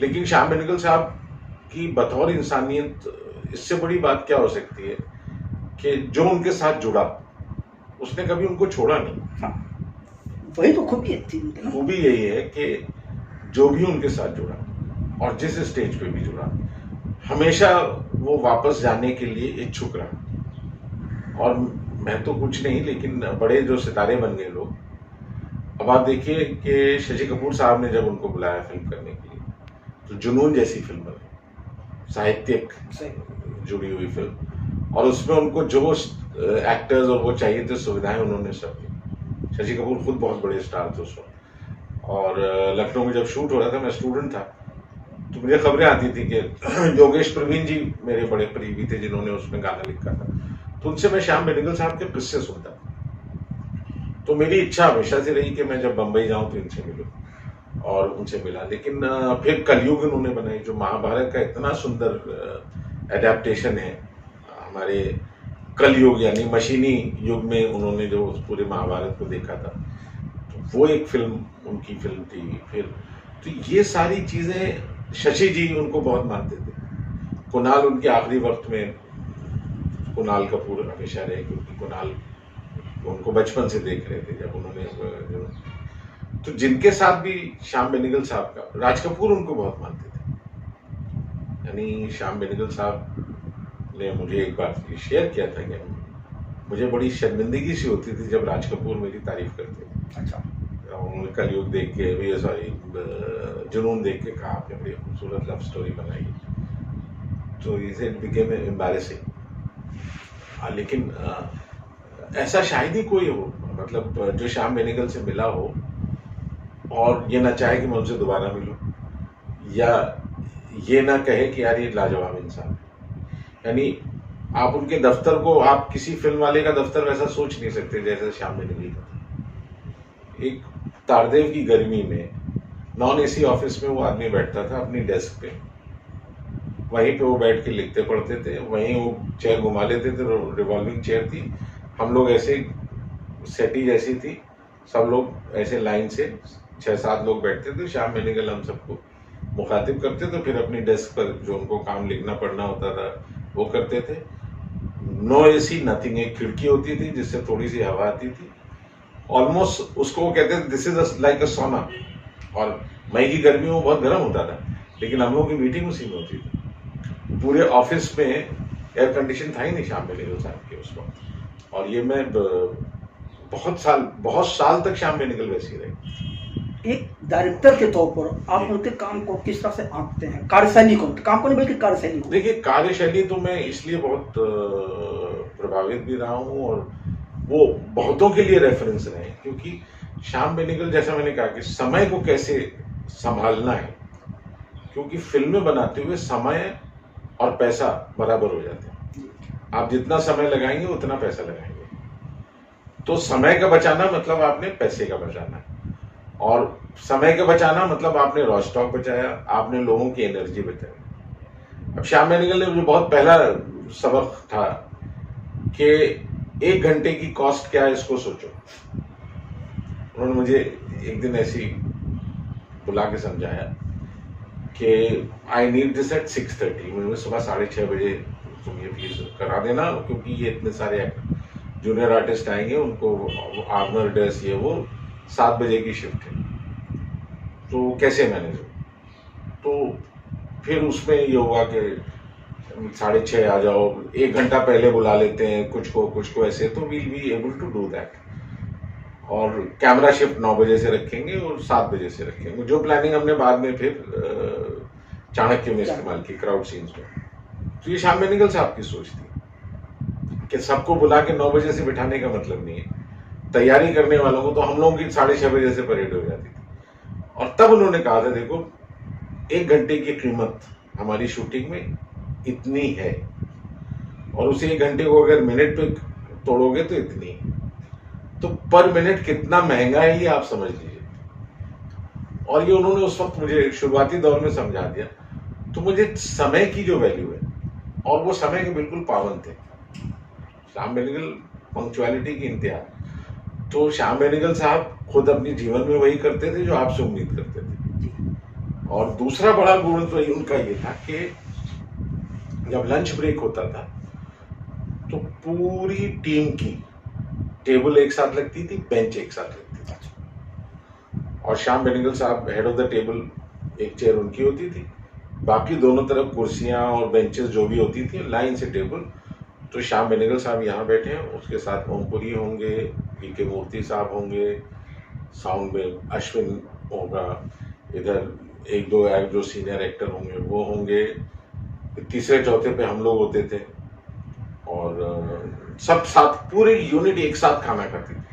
लंच ब्रेक हुआ, 5 मिनट में सबका खाना लगा हुआ है, और मैक्सिमम 1:15 से 1:30 बजे के अंदर वो ब्रेक कर देते थे, और प्रॉपर 1 घंटे का ब्रेक होता था, और उस ब्रेक में काम की कोई बात नहीं होती थी। उस वक्त बिल्कुल ये अनरिटन लॉ था कि ना तो शूटिंग की बात होगी ना शूटिंग से जुड़ी कोई बात होगी। सब पूरी टीम एक साथ, एडिटिंग वाले संजय बंसाली आ जाएंगे, शांतनु आ जाएंगे, ये सब बैठेंगे, तो आसपास बैठ के सब श्याम बेनेगल साहब से सुनेंगे वो क्या करें। और श्याम बेनेगल साहब कुछ भी बात कर रहे होते हैं, जो लेटेस्ट टॉपिक होता है, किसी ने कोई सवाल पूछ लिया, श्याम बाबू वो कैसा, तो वो उसके बारे में फिर डिटेल से बताएंगे। खाना खाएंगे थोड़ी देर, ऊपर उनका एक रूम था, वहां जाके वो अपने अकाउंट का और जो दूसरे काम होते थे वो निपटाते थे। अगले सीन के लिए अगर जरूरत होती तो हम लोग बुला लेते कि this is what I am going to do, तो ये जो है ये तैयार कर देना, ये ऐसे होगा। उतना करके फिर हम लोग 2:30 बजे से करते थे, और 9, साढ़े 9, 10 बजे पैकअप हो जाता था। और संडे उन्होंने बाद में फिर कंपलसरी हॉलीडे कर दिया था कि एक दिन हफ्ते में I want everyone to go home. वरना ये वो दौर था जब सिर्फ सेकंड संडे छुट्टी होती थी, बाकी आप शूट कर सकते। लेकिन श्याम बेनेगल साहब ने पहले साल, मतलब पहले 9 महीने के बाद हर संडे छुट्टी करना शुरू किया था, तो हमको एक संडे वीक में ब्रेक मिलता था। लेकिन उसमें अक्सर मुझे अगले मंडे की शूटिंग की तैयारी के लिए काम करना था, क्योंकि बिना कॉस्ट्यूम के आप शूट नहीं कर सकते, तो हमारा काम जारी होता था, लेकिन बाकी यूनिट छुट्टी करता था। और उसमें बहुत से लोग आते थे, देखते थे। 45 मिनट का एडिटिंग टाइम फिल्म पर शूट करना एक हफ्ते में, उस वक्त लैंडमार्क था। बाद में डेली सोप में 3 कैमरे लगे, जब ये रॉ स्टॉक का झंझट खत्म हुआ, तब तो सुविधाएं बढ़ गई। अगर यही सुविधाएं उस वक्त होती तो मुझे लगता है भारतीय खोज जिस स्तर का बना उससे भी और बेहतर बनता, क्योंकि तब हमारे पास टेक्निकल लिमिटेशंस थी, साउंड की थी, नॉन एसी फ्लोर था, एसी फ्लोर महाभारत के पास था, हमारे पास एक ही नॉन एसी फ्लोर था। 7 जगह सेट लगे हुए थे श्याम बेनेगल साहब के पूरे फिल्म सिटी में, तो वो सारी लिमिटेशन में हम लोग ऑपरेट कर रहे थे कि अब इधर भागो, अब उधर भागो, अब यहाँ करो, अब वहाँ करो। और एक्टर्स आते रहते थे, उनका मेकअप टेस्ट करके श्याम बाबू को दिखाओ कि हाँ ये ऐसा ठीक लग रहा, ओके ये कल सुबह आएगा तो ऐसे होना चाहिए, तो उस तरह का होता था। आप श्याम बेनेगल के सिनेमा को, जो जितने भी उन्होंने फिल्में बनाई, उन सारी सिनेमा को किस तरह से देखते हैं, और आपकी सबसे ज्यादा पसंदीदा फिल्म कौन सी है उनकी? देखिए, मुझे श्याम बेनेगल साहब की फिल्में जो बड़ी बात लगती है, और वो बड़ी बात इसलिए लगती है कि धारा के विपरीत ना जाकर, मैं उसको विपरीत नहीं मानता हूँ, उसको उन लोगों ने समानांतर सिनेमा का नाम दिया, न्यू वेव का नाम दिया, नई धारा का नाम दिया, लेकिन मुझे लगता है कि जो स्वाभाविक कहानियां लेकर स्वाभाविक रूप से पर्दे पर दिखाने की जो परंपरा हिंदी में श्याम बेनेगल साहब ने डाली, वो उस काल में बिल्कुल नहीं थी। सत्यजीत रे कर चुके थे, विमल रॉय साहब के फिल्म में रियलिज्म आपको नजर आता है, लेकिन श्याम बेनेगल ने जिस तरह के सब्जेक्ट्स लिए, हैदराबाद के पास गांव में जाके अंकुर और निशांत बनाई, फिर मंथन जैसी फिल्म बनाई, फिर कलयुग, वो सॉरी भूमिका बनाई। मुझे उनकी भूमिका बहुत पसंद है। भूमिका इसलिए भी पसंद है कि भूमिका में जो गहराई है पीरियड ट्रीटमेंट की, जिस तरह से फिल्में उनकी, मुझे उनकी तकरीबन सारी पसंद है, खासतौर से त्रिकाल तक। त्रिकाल के बाद वाली जो फिल्म है उसमें सूरज का सातवां घोड़ा मुझे बहुत अच्छी लगती है, मुझे वो बहुत पसंद है। फिर मम्मो, ये सरदारी भी बनाई है। लेकिन जो मज़ा मुझे भूमिका में आता है, और भूमिका में इसलिए भी आता है कि उसका जो नैरेटिव स्ट्रक्चर है, जिस तरह से वो पूरी कहानी उन्होंने कही है, उसमें बड़ी गुण की बात जो मैं स्टूडेंट्स ऑफ सिनेमा को बताता हूँ कि पीरियड को कैसे रिक्रिएट करना है, उसकी बड़ी खूबसूरत मिसाल है। उसमें म्यूजिक भी शामिल है, उसमें रॉ स्टॉक भी शामिल है, उसमें लेंसेज भी उसी पीरियड के यूज़ किए जो उस वक्त थे। तो बड़ा बहुत ही स्तरीय काम है। फिल्म निशांत उनकी बहुत अच्छी, जो बहुत अंडररेटेड फिल्म है इन अ वे, उसकी बहुत चर्चा नहीं होती, लेकिन निशांत भी उनकी बहुत अच्छी फिल्म है। मंथन तो अपने आप में वो कहीं से भी नहीं लगती कि कमीशन फिल्म है।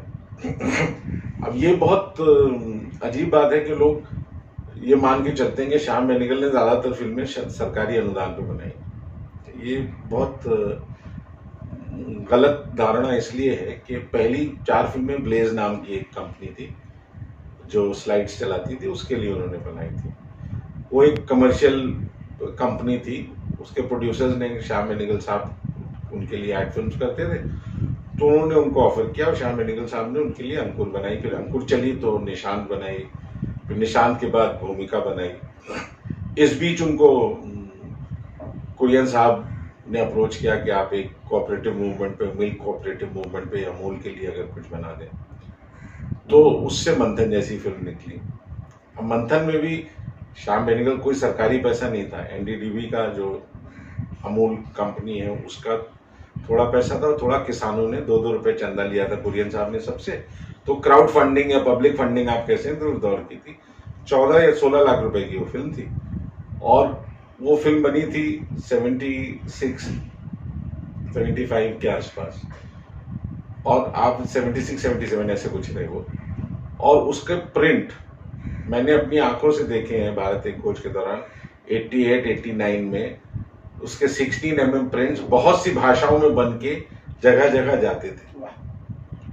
तो उस फिल्म को केस स्टडी के तौर पर उसकी चर्चा होनी चाहिए मंथन की, कि एक क्राउड फंडिंग, एक सोशली रेलेवेंट सब्जेक्ट पर फिल्म कैसे बनाई जाए और उसको कैसे मार्केट किया जाए। और वो विदेश की बहुत सी भाषाओं में, जहां जहां कोऑपरेटिव मूवमेंट के लिए उन्हें फिल्म चाहिए होती, वहां मंथन डब होके जा चुकी है।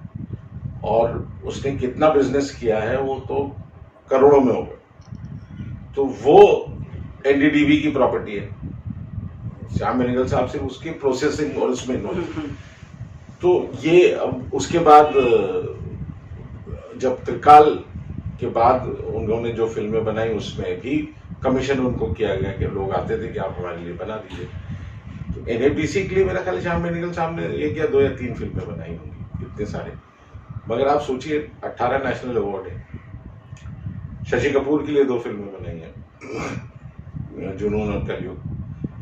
और इस तरह से और उनके ऑफर्स आते थे, कई दफ़ा वो मानते थे, कई दफ़ा उनको नहीं ठीक लगता था तो पोलाइटली मना कर देते थे, नहीं this is not my offer. जैसे सरदार पटेल फिल्म भी उनको ऑफर हुई थी, लेकिन वो ऑलरेडी भारत एक खोज कर चुके थे और नेहरू पर एक डॉक्यूमेंट्री बना चुके थे फिल्म्स डिवीजन के लिए। तो उनको लगा अब ये किसी फ्रेश डायरेक्टर से बने तो अच्छा। तो केतन का नाम उन्होंने रिकमेंड किया, केतन मेहता का। और केतन मेहता को वो film, Ketan Mehta being from Gujarat, उनकी अंडरस्टैंडिंग गुजरात की। केतन मेहता की जो बुआ जी थी वो बहुत बड़ी फ्रीडम फाइटर रही हैं, गांधी जी के साथ की थी, और मणि भवन की इंचार्ज थी।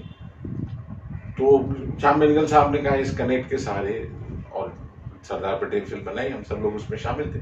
श्याम बेनेगल साहब हमारे साथ प्रेसिडेंट हाउस गए थे, उसकी जब स्क्रीनिंग हुई कुरियन साहब ने हम सबको बुलाया था, तो शंकर दयाल शर्मा जी थे, अटल बिहारी वाजपेयी जी थे, ये सब वो फिल्म देखने आए थे। तो प्रेसिडेंट हाउस, तो उसमें हम सब भी थे, परेश रावल थे, टॉम ऑल्टर थे, बेंजामिन गिलानी थे एक्टर्स में, और टीम में जहांगीर चौधरी सिनेमाटोग्राफर थे, मैं था, समीर चंदा थे, प्रोडक्शन के एक लोग।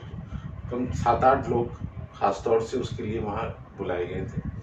हमको प्रेसिडेंट ने एक मेडल दिया, सबको प्रेजेंट किया, कुरियन साहब ने हम सबको बहुत अच्छे से वहाँ रखा और ट्रीट किया।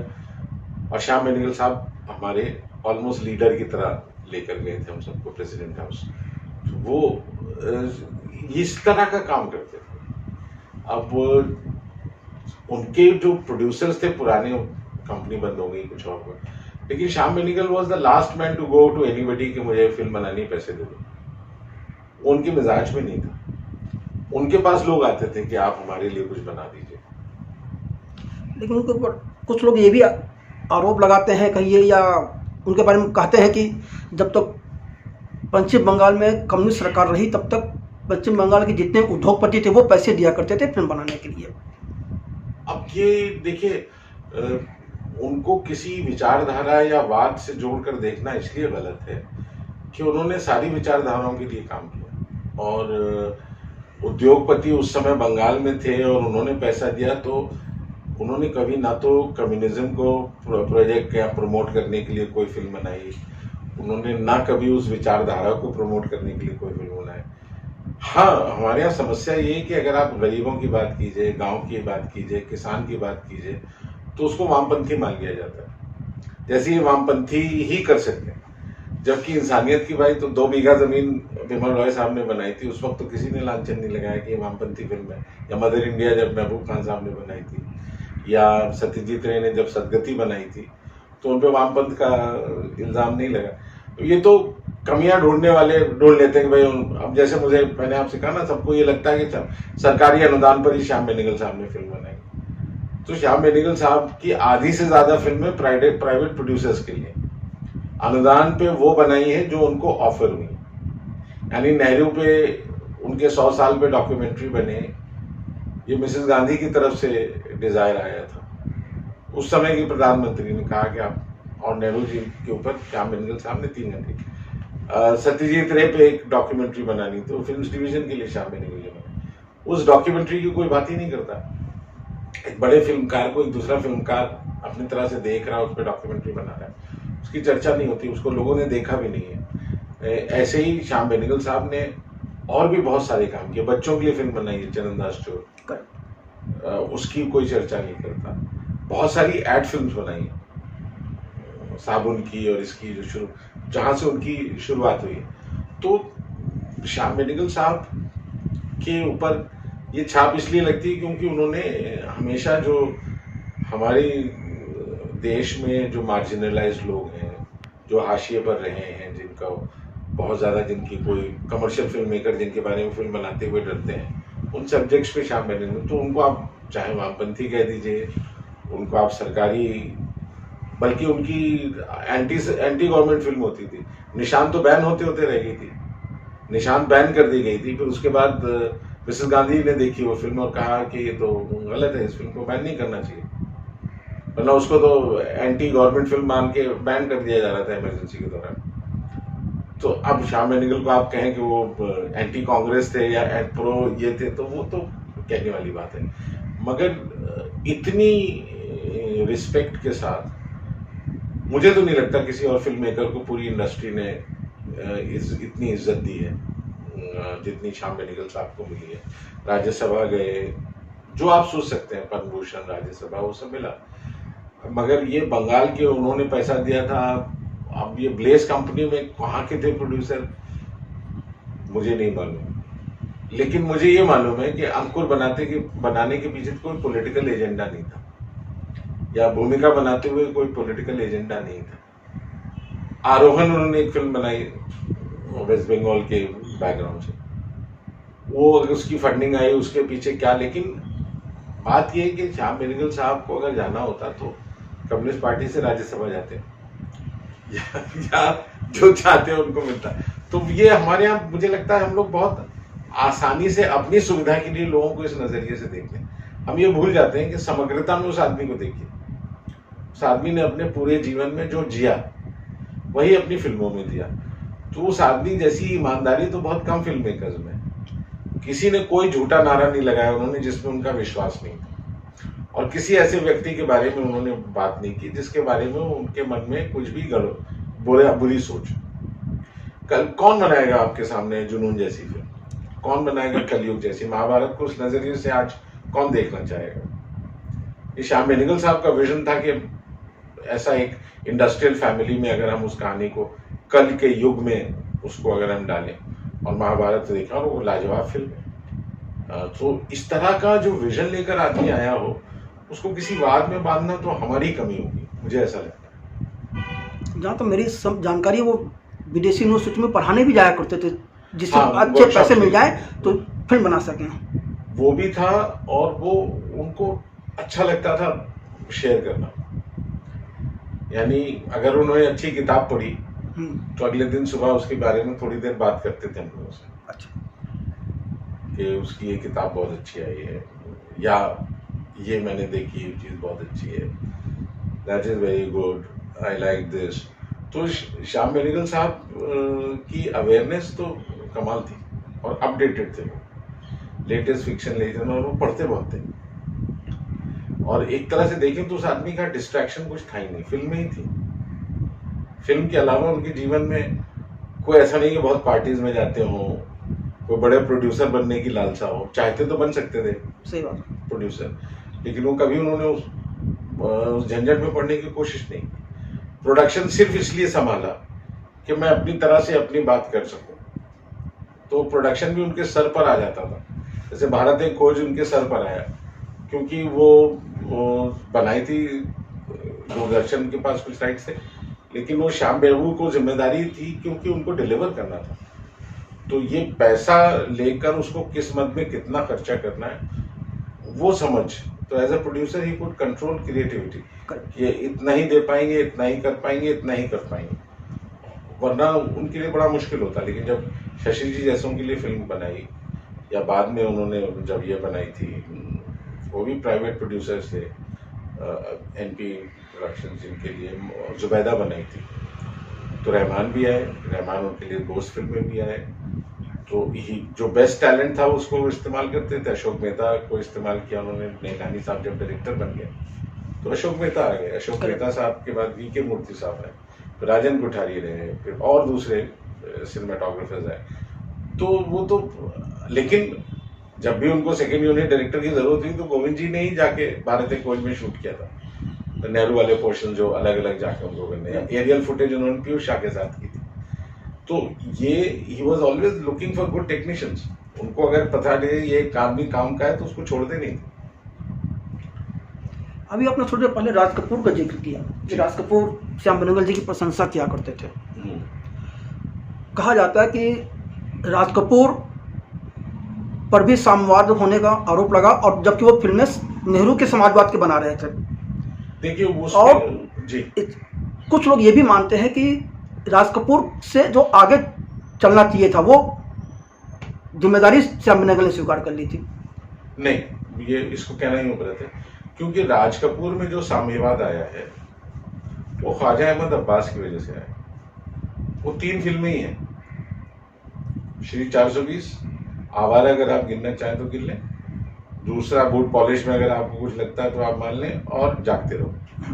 जागते रहो अब्बास साहब को लेकर आए, वो शंभू मित्रा को लेकर अब्बास साहब आए।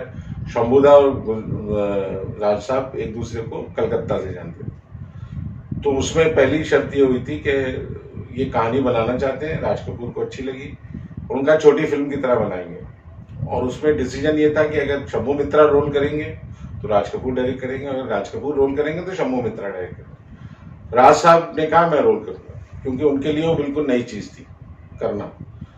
तो लेकिन चूंकि राज कपूर बना रहे थे तो फिल्म बड़ी होती चली गई, और वो बड़ी होकर कितनी बड़ी हुई, फिर कालोबी वाली में गई, उसमें नुकसान हुआ, वो हुआ, राज कपूर ने कभी उसकी परवाह नहीं की। राज साहब की उन 3 फिल्मों के बाद मुझे भाई ये संगम में क्या है, जिस देश में गंगा बहती में क्या है, बॉबी जैसी फिल्म की उन्होंने, ख्वाजा अहमद अब्बास और राज कपूर में, प्रेम रोग में कहाँ साम्यवाद है, या बात किया राम तेरी गंगा मैली में कहा। तो ये सिर्फ वो 3 फिल्मों की वजह से, आप वो भी ख्वाजा अहमद अब्बास चूंकि जुड़े हुए थे वामपंथ से, और वामपंथ वो लेखक, वो सब्जेक्ट उन्होंने श्री 420, अगर आप श्री 420 निकाल दें कुछ हद तक आवारा भी मैं नहीं मानता कोई वामपंथी फिल्म है, तो वामपंथ की बात ही कहाँ है। और साम्यवाद को अगर राज कपूर को करना होता तो प्रोपेगेंडा फिल्म बनाता तो आदमी बहुत अच्छी बनाता, लेकिन उनका मिजाज नहीं था, उनका मिजाज था बरसात वाला। सही बात। बल्कि बरसात में रामानंद सागर जो प्रोग्रेसिव राइटर्स एसोसिएशन में होते थे, सो कॉल्ड, वो बाद में रामायण बनाने लगे। हाँ, और उससे पहले चरस और वो बनाते थे, करेक्ट है ना। जलते बदन और चरस जैसी फिल्मों में जब फेल हो गए तो रामायण बनाने आए। लेकिन राज कपूर ने तो कभी वो नहीं किया। राज कपूर पूजा मानते थे, तो भक्ति उनकी फिल्मों में आपको नजर ही आता है। पहला शॉट ही होता है पूजा का, पृथ्वीराज कपूर बैठे हैं, शिव की पूजा हो रही है। तो ये मुझे लगता है ये बहुत हम लोग अब उनकी जिंदगी के बाद आप उनको जैसे देखना चाहें, करेक्ट। अब वो इस पोजीशन में है नहीं कि डिफेंड करें, उनके बेटे भी नहीं जो डिफेंड करें।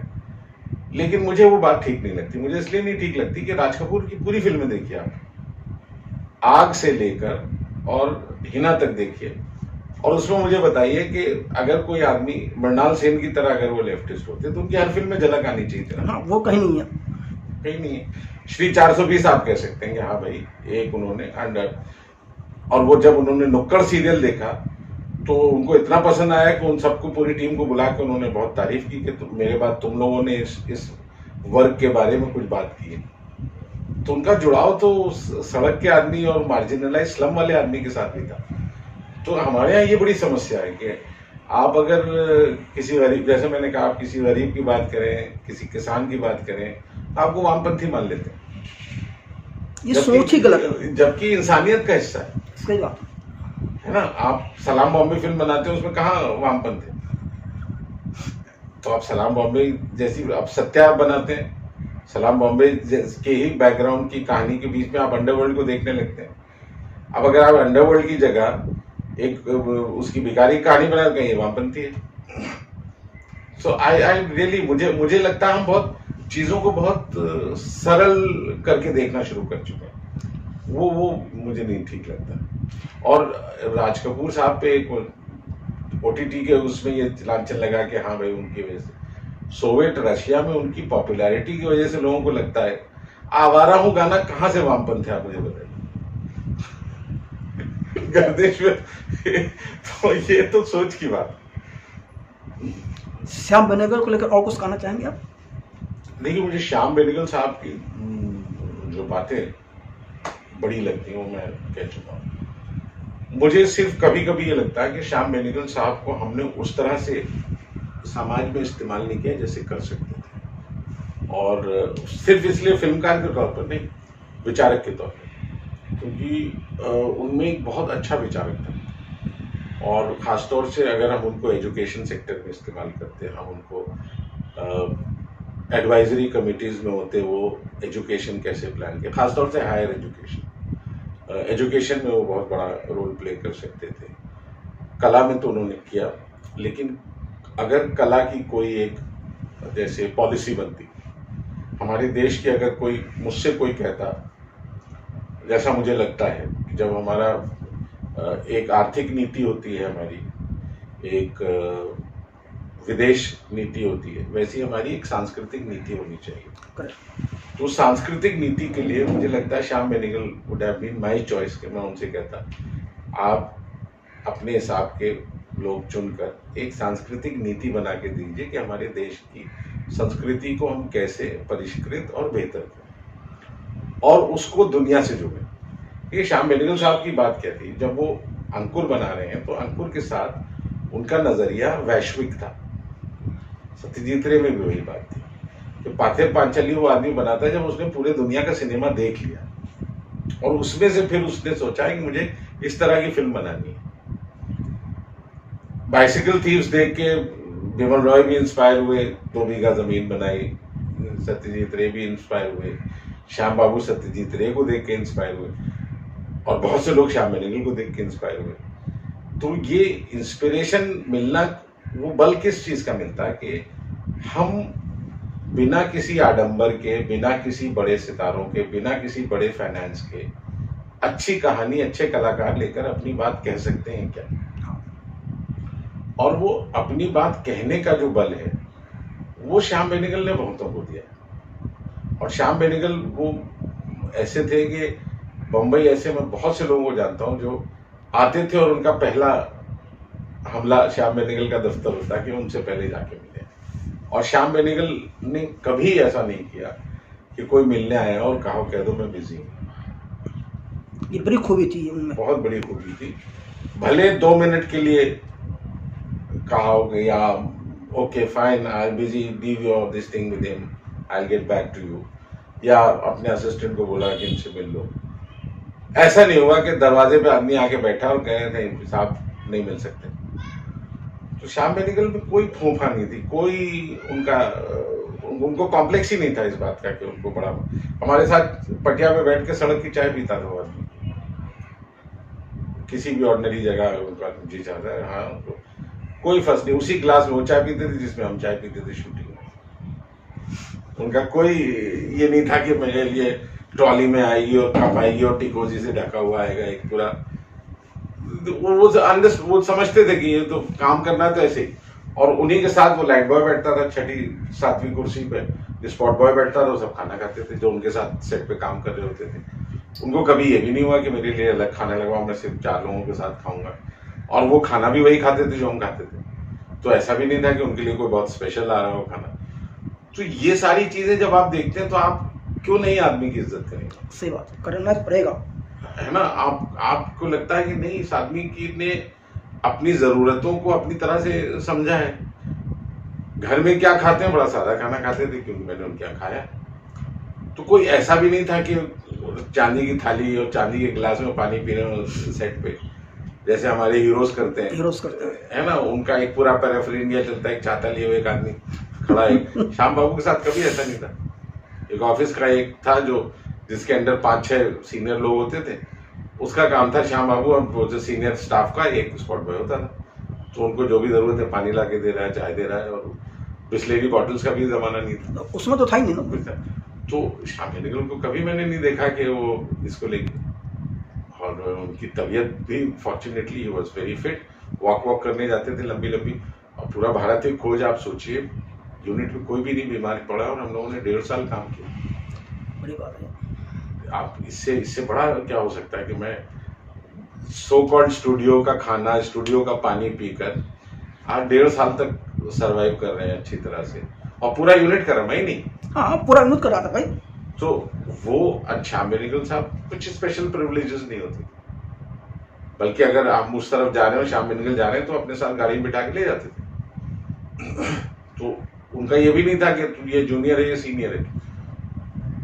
He was absolutely like any team member. उनको कभी मैंने वो प्रिविलेज महसूस करते नहीं देखा कि मैं जो हूँ, मैं डायरेक्टर है तो दूर रहेगा आदमी, असिस्टेंट 4 आके रोकेंगे आपको बात करने के लिए, ऐसा कभी नहीं होता था। Shyam Benegal was the most accessible, सबसे आराम से जो आदमी बम्बई में आपको मिलता था फिल्मों में, श्याम बेनेगल थे।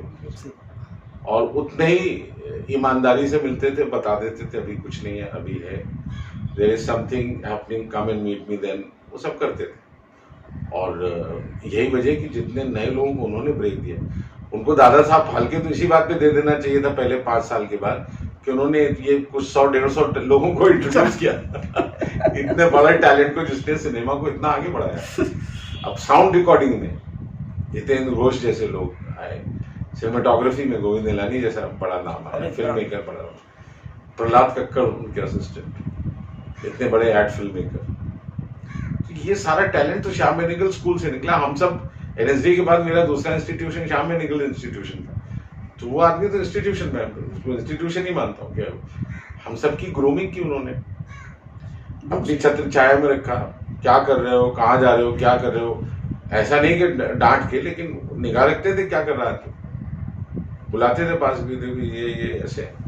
आप अगर उनको लगता था कुछ गड़बड़ हो रही तो बुला के, और डांटना भी होता था तो अकेले बुला के डांटते थे, सबके सामने कुछ नहीं बोलते थे। ये खूबी होनी चाहिए, बहुत बड़ी खूबी है, बहुत बड़ी खूबी। तो हम सब जूनियर्स होने के बावजूद श्याम बेनेगल से डरते थे, इज्जत रौब था उनका अपनी जगह। श्याम बाबू आ गए तो हम सब चुप हो जाते थे, ऐसा नहीं है कि हम वैसे हंस के नहीं, लेकिन श्याम बाबू पहले आदमी होते थे जो कंधे पे हाथ रख के जोक क्रैक करते थे। सो हमारे लिए तो वो यादें बहुत इंपॉर्टेंट है, और बहुत सी ऐसी बातें हैं जो मुझे गाए बगाए याद आती हैं।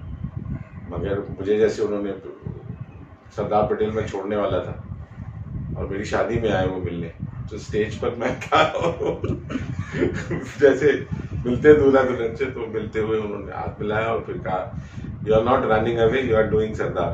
और ये कह के उतर गए। मुझे तो इस तरह की यादें जो बहुत ही अछूती, नायाब, बहुत मजेदार है। और हम सब उनको श्याम बाबू बुलाते थे।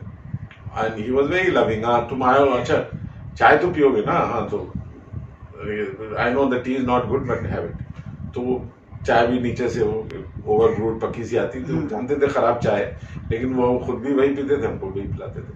तो वो उस तरह का आदमी था। मैं मतलब हम लोग बोलते थे श्याम बाबू तो लाइक, कभी ये नहीं हुआ कि यार नहीं श्याम बाबू से बात नहीं कर सकते। आप श्याम बाबू के साथ कुछ भी शेयर कर सकते थे। और वो गालियां भी देते हुए मैंने उनको सुना। तो वो, लेकिन जब आदमी बोलता था तो लगता था कि एक सोची समझी सोच वाला आदमी अपनी बात रख रहा है। ये फैसिलिटी, ये ज्ञान, ये तजुर्बा। और आप किसी भी विषय पर आप उनसे श्याम बाबू मैं कलकत्ता में जा रहे थे, वहाँ कहाँ, अच्छा तो वो आपको 4 जगह बता देंगे जहाँ जाके खाना खाओ। क्या बात है। पेरिस और लंदन की गलियां बता देंगे कि वहां पर एक वो है, क्योंकि वो आदमी घूमा था, शौकीन। हमारा उनका कॉमन इंटरेस्ट किताब और खाने का था। तो किताबों के बारे में चर्चा होती थी, खाने के बारे में होती। तो वो मुझको भारतीय खोज में उन्होंने बहुत सारी किताबें दी थी, जो फिर उन्होंने मुझसे कहा कहाँ है, मैंने दे जाके उनको वापस की किताबें। तो वो किताबें शेयर करना, नॉलेज शेयर करने में वॉज मोर देन हैप्पी। आप जाइए तो वो आपको बाकायदा कहते नो यू कैन राइट, इसको ऐसे लिख कर सकते हो। मुझे अगर आर्टिकल करना है, जैसे मुझे इंसाइक्लोपीडिया ब्रिटानिका के लिए लिखना था, कॉस्ट्यूम्स इन हिंदी सिनेमा, तो श्याम बेनेगल के पास गया कि ऐसा लिखना है, तो दिस इज व्हाट। तो उन्होंने पढ़ा, उन्होंने कहा इसमें ये 4 बातें और ऐड कर लो, इट्स फाइन। तो 4 बातें ऐड कराने वाली बात भी थी, सही बात कि ऐसी द पॉइंट। सो हम सब इस अकीदत से जाते थे कि हमको कुछ नया मिलेगा, कुछ हमने जो किया उससे 10 गुना बेहतर काम मिलेगा। तो वो सोच हमको बहुत अच्छी लगती थी। और यही वजह कि जब उनकी कोई भी तारीफ आती थी तो मुझे खराशे नाटक देखने आए थे, वो देख के गए, अगले दिन सुबह 10:30 बजे फोन आ गया। ऑफिस पहुंचते ही पहला फोन उन्होंने किया, 20 मिनट तक वो बात ही करते रहे। वो अच्छा, बहुत उनको अच्छा काम देख के बहुत खुशी होती थी, कोई भी करे। अगर उन्होंने अच्छी फिल्म देखी तो वो उस पर आधा घंटा बोलते रहेंगे, अरे वाह, ये इसमें ये अच्छा है, this is how it is done. रान के बारे में जिस तरह उन्होंने हमसे बोला था, फिर जब हमें फिल्म दिखाई, जिस तरह उसकी चर्चा की, तो हमको उसके डिटेल्स, गुण दूसरी तरह से देखने का एक नया नजरिया मिला। श्याम बाबू का ऐसा था, उन्होंने कोई भी चीज अच्छी लगे तो बड़े खुले दिल से उसको तारीफ, और दूसरे के काम को तो बहुत खुले दिल से तारीफ करते थे। यानी कभी उन्होंने ये नहीं कहा कि नहीं ये इसने गलत किया, no this should not have done it. उन्होंने हमेशा फिल्म मेकर, दूसरे फिल्म मेकर के नजरिए की रिस्पेक्ट की।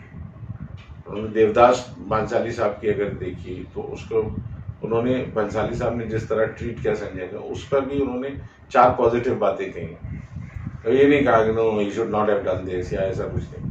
तो उनका वो मुझे बड़ा अच्छा लगता था तरीका, कि वो चीज़ों को आप, ये बड़ा गुण होता है कि आपकी चीज़ मैं आपके नज़रिए से देखना शुरू करूँ। करेक्ट, बहुत बड़ी बात होती थी। एक तो वो, और फिर अपना नज़रिया बताऊँ। श्याम बेनेगल में थी वो एबिलिटी। और जब उनको नहीं पसंद आता तो उतनी साफ गोई से कहते थे। यही होना भी यही चाहिए। हाँ, तो वो इसलिए उनकी इज्जत बहुत थी, उनके ओपिनियन की बहुत इज्जत थी। श्याम बेनेगल अगर बोल रहे हैं कुछ तो उसकी बहुत वजन होता था उस बात में। सलीम मारूफ जी, फिल्मी संगम चैनल से बात करने के लिए आपका बहुत बहुत धन्यवाद। बहुत बहुत धन्यवाद। एक ऐसे व्यक्ति के बारे में बात की जिनकी वजह से मैं बम्बई में हूँ।